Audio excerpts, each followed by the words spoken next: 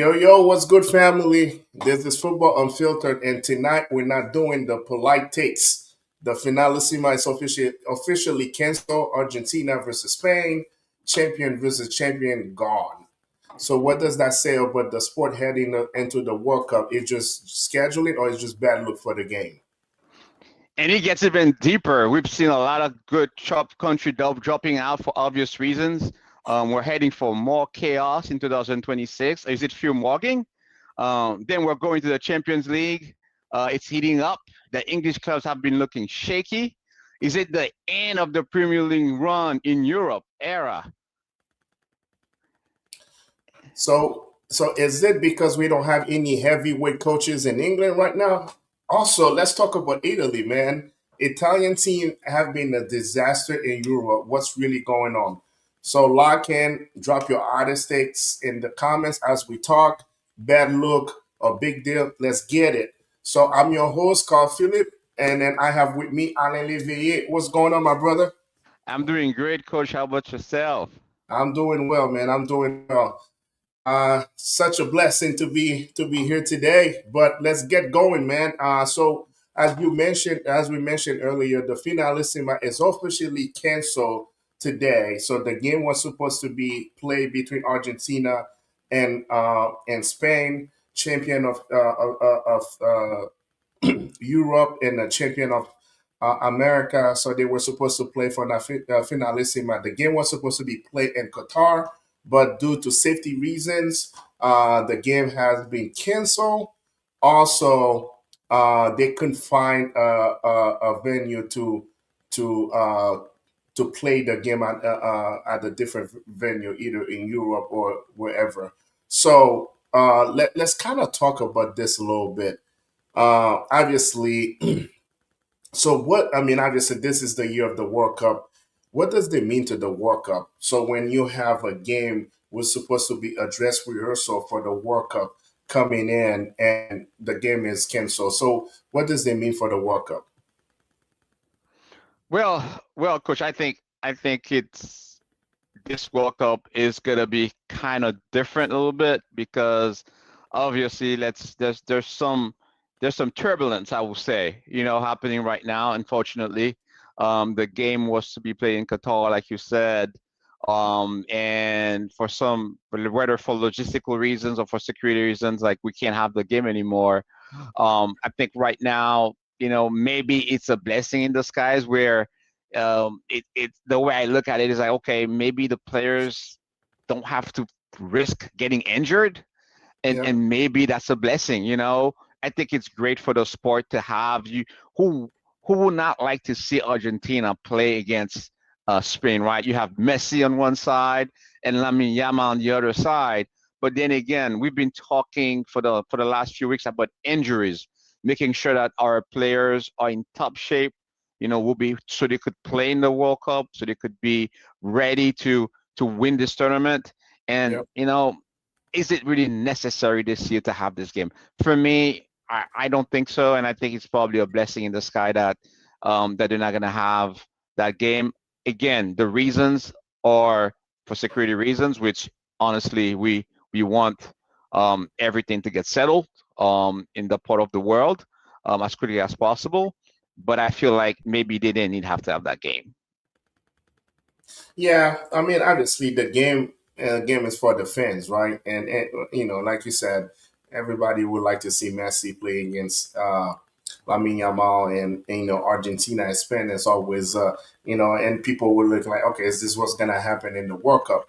But and they're always looking at this game as a dress rehearsal for the World Cup to see how both teams gauge themselves. But like you said, we're right in the middle of the Champions League right now. That's just another game to add, and obviously, is everybody gonna try to be competitive and be champion? So I think that from from a logistics standpoint, that makes sense not to play. For logistics standpoint, that makes sense for both teams not to play the game, so they don't have to worry about it. So for now, I mean, Argentina, for instance, Argentina will not play any game in March. So so those guys gonna be fresh for another month, and also Now we got the Champions League, so those guys would play the Champions League. They have the local league, plus they have to travel to play that one game. So I agree with you. I think that at the end of the day, I don't think anybody outside the fans to really want to see how those teams fare against each other. I mean, it's not a big loss, and I think the fact that we right in the middle of the Champions League, so we're really not gonna miss anything uh, when it comes to this game. But obviously, this is the World Cup year, and that's the last thing you don't want to hear going into the World Cup is games being canceled because that type of reason. You see what I'm saying? So we just kind of bring a segue to the next conversation. One of the team in Iran that is qualified for the World Cup has dropped out, for obvious reason. So now, is it? I know we understand why they drop out, but do you feel like it's gonna be a trend for in the coming weeks and coming months that teams might not feel safe and then they don't want to participate in the World Cup? So, what's your take on that? I don't think so, Coach. I think Iran has dropped out for obvious reasons, like you said, but I don't think like we'll have other teams dropping out. For the simple reason is that the World Cup is a one in a lifetime opportunity.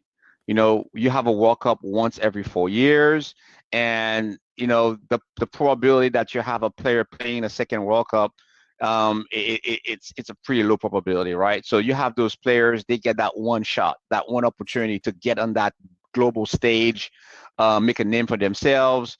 First and foremost, put themselves in a position where they can win the World Cup for their home country. They get to play for their country. They get to represent themselves. They get to represent their family members. So that's a big deal. That's a huge deal. I think the World Cup in the United States, I think will be safe. I believe that the federation, the government is doing everything that they can to make sure that players and fans feel safe. So I feel like it's gonna be a great festivity here in the United States. So I'm disappointed that Iran has dropped out. We can understand why, but I don't foresee this becoming a trend. I know we're just pretty much 3 months away from the World Cup. Everybody's excited. Everybody wants to see this tournament launched. We just can't wait. So I'm feeling pretty good about it personally. So this is the this is a political way to put it, Alan. So well said. But let me ask you another question. So obviously, the World Cup is in the U.S. and this is an extended World Cup when it comes to team participating in the World Cup. Uh, but one thing, especially us, we live in the U.S. Do you feel the vibe that we only 3 months away from the World Cup? I don't know if it's because the prices of the tickets, but for some reason, I'm not feeling the vibe. Especially being only 3 months away from the World Cup, I'm not feeling it. Well, I'm not sure what kind of vibe you're talking about. The market dictates the prices. I'm personally was looking forward to be able to attend a few games.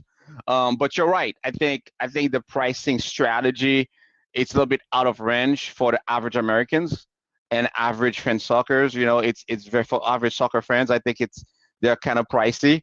I'm not sure what the strategy is. I'm not sure if there'll be a way to help bring those prices down so average fans can actually attend those games. I think that's the part that I'm a little bit disappointed. A lot of my friends, we were looking forward to get part of that lottery system and hopefully get some tickets, but it's still early. Things happen. You just never know. I feel like as we get closer to the World Cup, based on how things could look in terms of supply and demand, I'm hoping that we'll have more. friendly prices around the tickets. But as far as excitement and for the World Cup, listen, let's be honest here. There's a lot happening in the world right now. There's a lot of events happening It's a lot of, it's a lot. beyond sports, right? This is beyond sports, so we cannot be oblivious to what's happening around the world. And I think probably for now, those events have taken a front stage to the World Cup. But I'm hoping that we'll get in a situation where hopefully things will settle down. We can put focus on the World Cup and kind of celebrate this great sport that we love dearly. Yeah, I mean, for me, I think that when it comes to the game, uh, with no doubt, I think the game's gonna be the World Cup's gonna be happening, but the part that I'm kind of worried about is the fans' experience. I mean, if you've been traveling lately, I mean, going to the airport, it's like a mess right now, with long lines and not enough TSA agents, and because of that, it makes traveling very, very, very difficult. And obviously, the whole experience of the whole vibe of what World Cup is to fly, is to go different places. So I just would like to see if they take that into consideration, because it's not about the game itself. Obviously the players gonna be just fine. They have their own private jet. They have the country. They have their own stuff going on. But we just gotta make sure that for the average fans, for people flying to different airport, the experience is favorable for them, because obviously the last thing you don't want to do is just get stuck in airport for a long time, or you try to get some connecting flights and you miss your flights because of all this. So hopefully, like I said, we still got time. Hopefully those things get solved sooner or later, because like I said, the World Cup is one thing about team performing, but it's also about the fans, and we just want to see that the fans have a great experience and they can enjoy it, because it's a big party. It's the world party, so, and just Yeah. imagine the whole world coming and party. And then it's, I mean, for people that've been to World Cups before, or people that never been in World Cup, it's, if you've been to the World Cup, it's the biggest party. It's the biggest party. You have the fan, every city, they have every host city, they have like a fan base when the fans can go and hang out, even if they don't go to the game, but they just go and they have big screen outside when people are watching the game and having a great time. And so we just want to make sure that the fans have the opportunity to have a great experience, and enjoy the World Cup the way they wanted to do it. So anyway, so like I said, we're still early, so hopefully things gets resolved sooner or later. But so we'll see what happens. Just like you said, there's there's a lot of important things happening in the world that I mean, nobody talks about. That's more let, important than soccer. let me give you an example. I mean, I think a month ago we had a situation down in Mexico, Yeah. and we had some concerns about those games in Mexico. And I know some folks were talking about, hey, are we going to have those games being canceled in Mexico and being, probably being scheduled here in the States? And it sounds like the Mexican government was able to get things under control. And the president said the other week or a couple of weeks ago, yep, everything is on schedule. They've took the proper measures to ensure that all the fans will be in a safe environment. Everything will be secured, and we are go. So yes, there's a lot of stuff happening today, but I'm confident that as we get closer to the World Cup, all of our responsible parties will will take the necessary steps to guarantee that this big party happens in a safe and secure environment for the world to witness. No, completely agree with you. So let's change tunes now. Champions League, right? So obviously we had round of 16, the first games of all the round of 16 play last week, and we saw some big losses.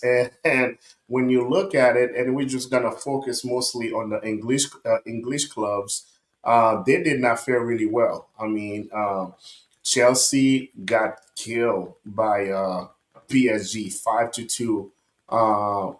Also, Man City got destroyed by one player, Valverde, 3-0 against Real Madrid. I mean, Liverpool lost 1-0. Was it no? Did they lose 1-0 or they tie? They No, they lost one lost. They zero. lost. No, they lost. Get Yeah, they get lost one Galatasaray. zero. Yeah, Yeah, they lost 1-0. Arsenal tie 1-1, yeah. and then Newcastle tie 1-1 with Newcastle Barcelona. won with Barcelona. So, uh, what's going on with the English? What's going on with the English clubs, man? What's going on with them? Nothing's happening with them, coach. The Premier League is still the richest league in Europe, right? They had six teams in the round of 16. Six teams. Okay. They had a bad first leg. That happens. That happens, you know. Maybe coaching was poor. They didn't have the right coaching plan for those games. And now it's the second leg. We have to see if those guys are going to step up. I think they're still talented teams. I was shocked to see, the game against PSG. How PSG beat Chelsea. I know we talked about this game last week when I told you, hey, if Dembele doesn't play with all those injuries that team had, I was concerned. I thought that Chelsea was able to do a repeat of what they did last year, but you could tell like the moment the game started, PSG had a game plan. They were rightly coached. Like they've learned from their mistakes from last year's final World Cup game, and they came in, right then in the beginning, being very attacking. Dembele had an amazing game, scored like beautiful goals. It was an amazing game. I was very, very, very impressed. So yeah, I don't think it's the end or it's the end of the world. They just had a bad first game. We just have to. They're gonna go back to the drawing boards, learn from their mistakes, and come up with better game plans for next week. Yeah. So one thing I would say though, yeah, you're right. You're absolutely right. I mean, obviously, they had a first bad week, but one thing I'm I've been watching the EPL a lot, and we used to have all the best coaches playing in the coaching in the EPL. I mean, outside of, and when I say that, I'm talking about known coaches, like Pep Guardiola obviously still there. I mean, Mourinho, was there. Conte was there. Jurgen Klopp was there. Pochettino was there. Obviously, if we want to go all the way back with Arsene Wenger and Sir Alex Ferguson. So I mean, there were times that the greatest mind were coaching over England, but when you're looking at right now, outside of Pep and Arteta, that is still that coach Arsenal, but even Arsenal hasn't won anything lately. So are we seeing that the decline of the really great minds that we used to have in England, or they just go into a phase right now? So, what you think about that? I mean, I don't know if there's a decline because they have a strong bench. I mean, people come, people go. That's the nature of life. That's the cycle. You had great talent for an era, and you're gonna have new talent. Bottom line is the EPL is one of the most successful leagues in Europe. They're gonna continue to have good coaches. They're gonna continue to have good players. But when you look at the English players, they're playing quite well. You look at what they're doing in Real Madrid. You look at what they're doing all over Europe. They're pretty strong. England has a very good team. They're not an easy team to beat. We're gonna have a great chance to see how they perform in the World Cup this year. So I will not panic on this. I still feel like anything can happen. Arsenal looks solid. Again, it's like let's see how those tournaments finish. Let's see how they come back, how they play. What if we end up having a English team win, you know, the Champions League? Then what? What we're gonna say? Oh wow, if the EPL was the it was predictable because they have the best coaches, the best players. Like I said, it's like I'm not panicking. I don't think it's the end of the rope here. I think they have a breadth of talent. They're pretty deep. They have great players, and I think they'll be fine. So I'm gonna put you on the spot here. So out of all the six teams playing the round of 16, who you think's gonna move on to the quarterfinal? Who'd be your pick to move on to the quarterfinal? Ha! Well, PSG is moving. No, I'm talking about Uh, the English team, man. English team. oh. Well, let me see. Arsenal. Arsenal, Arsenal for sure. Um, Liverpool only lost 1-0, so they still can come back. They still can come back and win the second leg. I think the first game was away, wasn't it, for Liverpool? I yeah, can. Liverpool lost 1-0. Um, Newcastle is like tied 1-1 though. Why Yeah, why we not thinking that Newcastle can beat Barcelona in the next game? no, they can beat Barcelona. But the only thing I would say though, uh,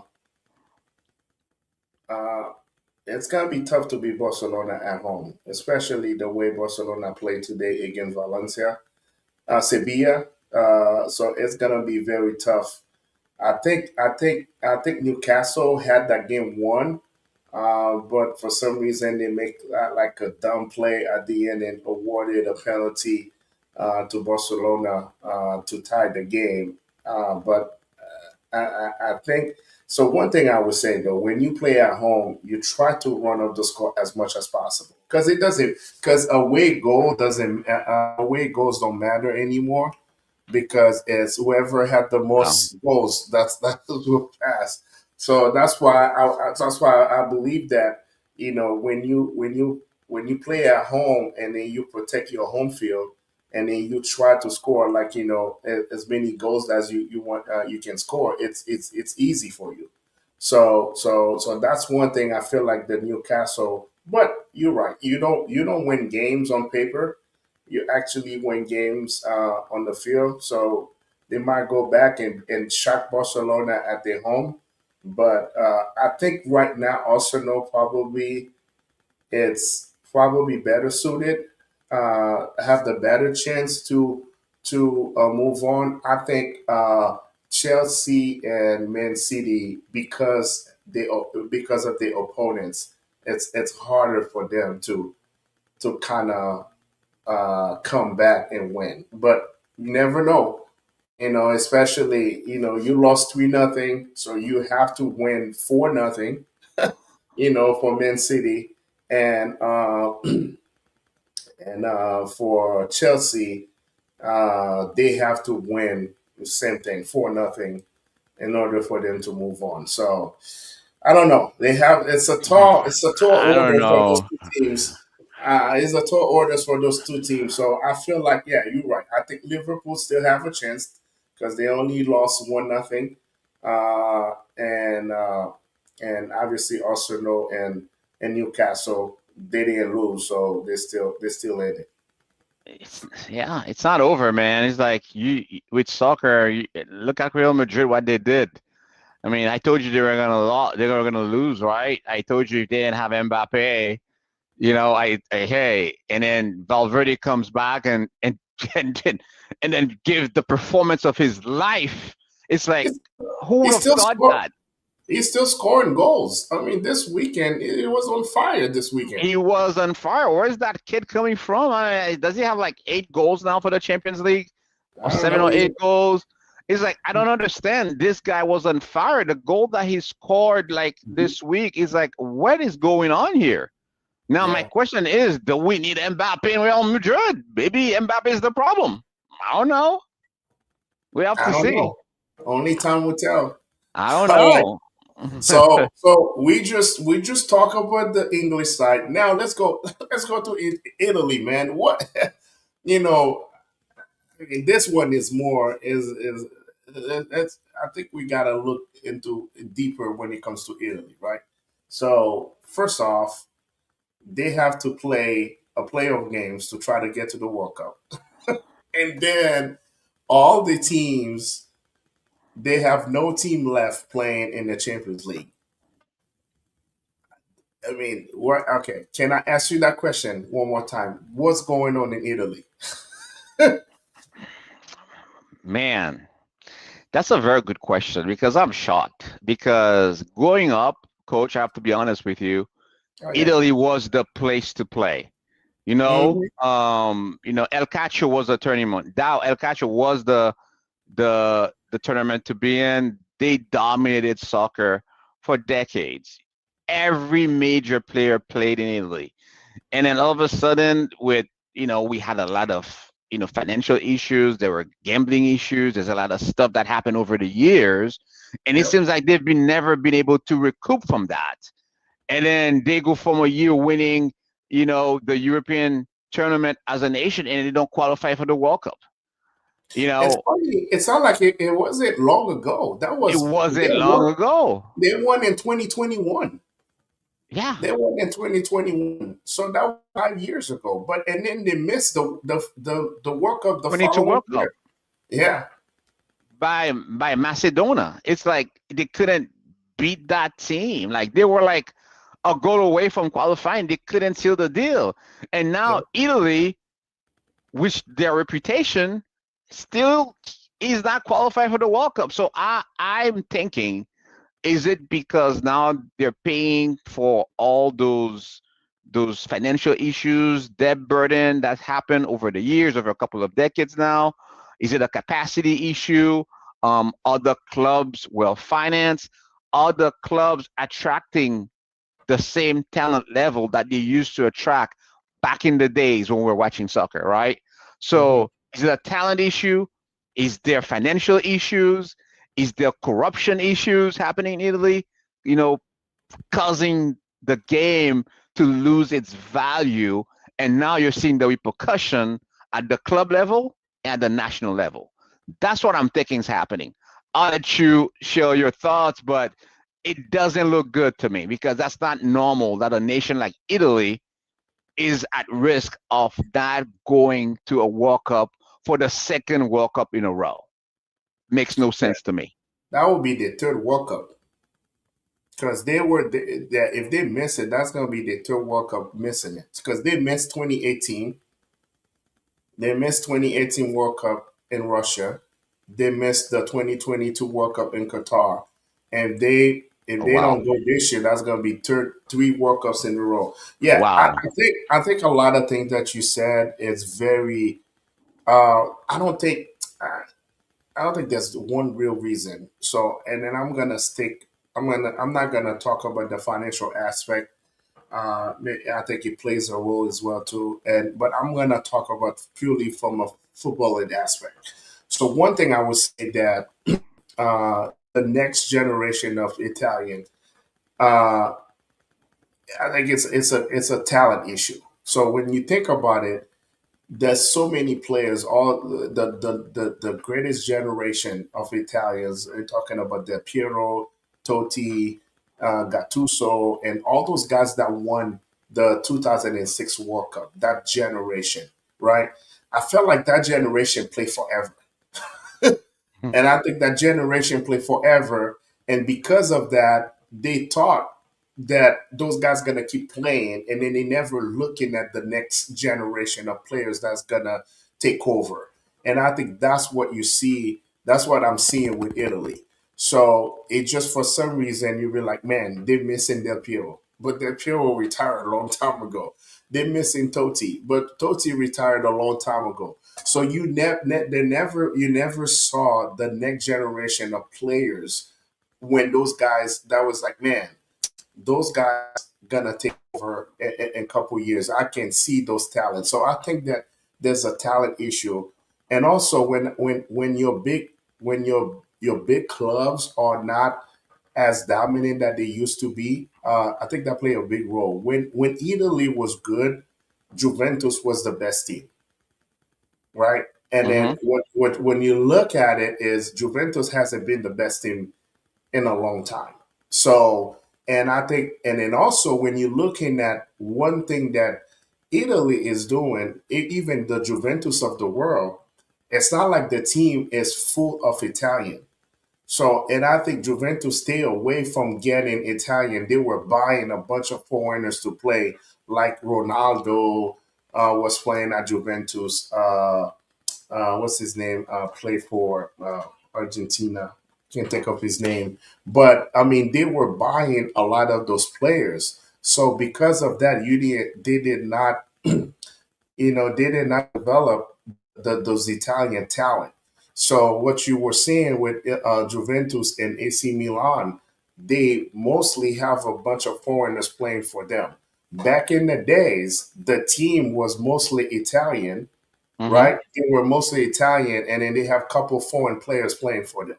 But now it's the opposite. So I don't know if that's a reason that the Italian are not developed, properly, and that's what you see. I mean, when you think about it, let's flip to like for instance, Spain. When you're looking at the Barcelona team, most of the team are Spaniard, right? Most of the team are Spaniard in Barcelona. So Real Madrid is different, but they have a lot of guys playing also Spaniard playing in Real Madrid. But we're looking at Barcelona team. I mean, outside of Rafinha, Lewandowski, and Kunde, uh, Frankie De Jong. The rest of the team are mostly Spaniard. Lamine Yamal is from Spain. Pedri, Gavi, Dani Olmo, uh, Balde. So the majority of the team are from Spain. So you can see that's why Spain is so strong because all those guys are playing and playing at the highest level. So which is that's what I see with with Italy. It's just like I mean I can't even I don't know who's the best Italian player right now in the world right now. I don't even know. So that's one thing I saw that they held on those guys for so long, and even Buffon was the goalkeeper for the longest, right? So I mean I think right now the best Italian player is Donnarumma, the goalkeeper. I mean, he's the best Italian. And then also one thing I saw with Italy, Italy is lacking identity. You know, when you and I we watch Italian soccer, it was all about defense, right? Mhm. I mean, you could not beat the Italian defense. Those guys were so strong. I mean, that's what Italy is known for. I mean, they Yep. won the World Cup because of the defense. Even in 2021, when they won the Euro, Mhm. it's because of great defense. But now, when you see Italy play, you don't even know what their identity is. So I think that's one thing I'm seeing is a lack of identity, and because maybe the lack of identity because of a lack of talent. So, but yeah, Hmm. it's crazy to think that a four four-time champion, four-time champion, uh, it's on the verge of missing Wow. the World Cup for third time in a row. So I don't think they will though, coach. I think they'll make it this time. It has to. They will make it.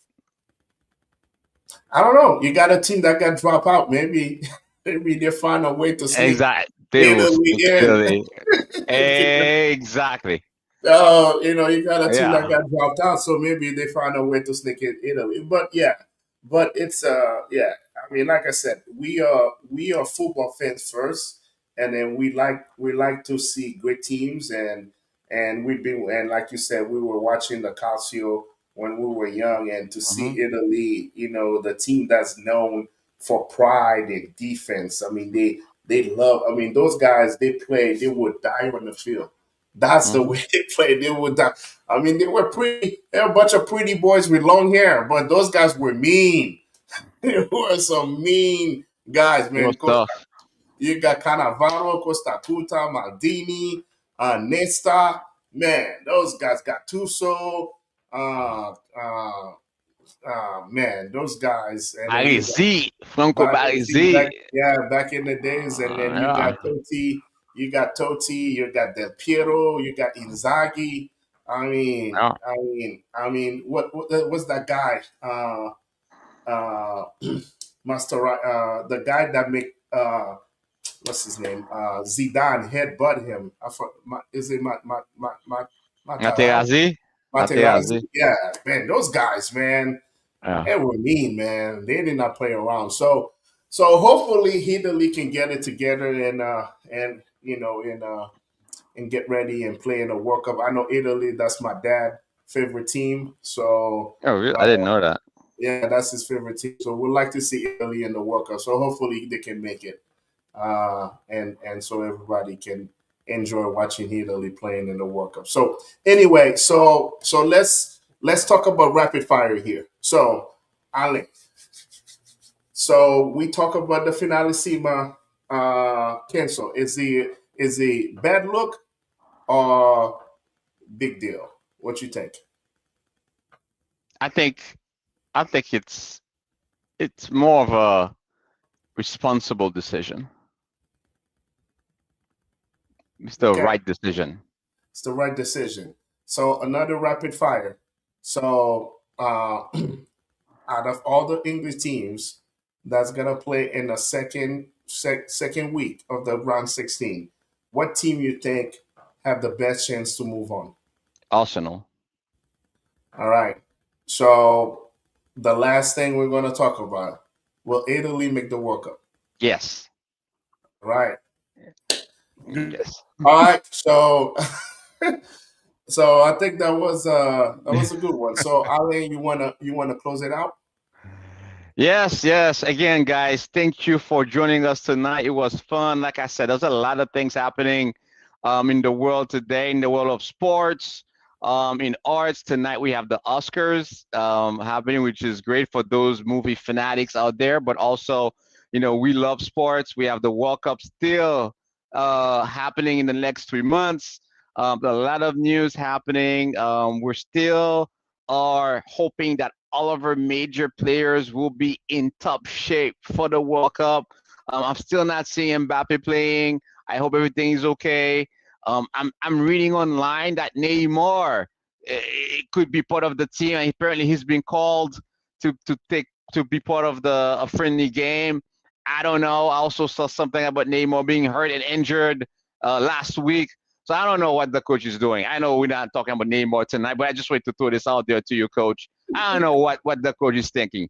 This guy needs to not be on the team, but that's a whole different conversation. So that's why next week, if you come to our show, we'll have more details and talk more about Brazil and Neymar and what's happening. Is the Seleção ready for the World Cup? All right. So great night. Thank you for joining. I'll hand over to you, coach. All right, so a couple of things I want to say. So you see me rocking the Football Unfiltered hat. So if you want to get one hat like that, so you can go to www.fitdatcommunity.com, and we there's a 2026 World Cup fever. So you will see this hat, and also I'm rocking the Haitian national team. So there's a say called Moué Nous Fait Encore. So if you want to get your shirt ready so you can go cheer on the Haitian national team this summer, also you can go to www.fitdatcommunity.com and go to the section 2026 World Cup Fever. So you get the Haitian shirt, and also you can get the Football Unfiltered shirt, and also the hat. So yep. So please go and check it out. Also, If you miss this show tonight, we are also on YouTube. Don't forget to subscribe to our channel, Football Unfiltered. We also on Spotify. Also, this show gonna be on Spotify as well too, for you to catch at any time. Spotify also Football Unfiltered. So it's been fun. Thank you guys for uh, being with us tonight. And don't forget to drop a comment, a like. Also, we want to hear from you, especially for the topics that we talked tonight. Who you think gonna move on from the English clubs to the quarterfinals? Also, will Italy make the World Cup? And then let's keep having fun. All right. See you guys. And if you're gonna watch the Oscar, go check it out.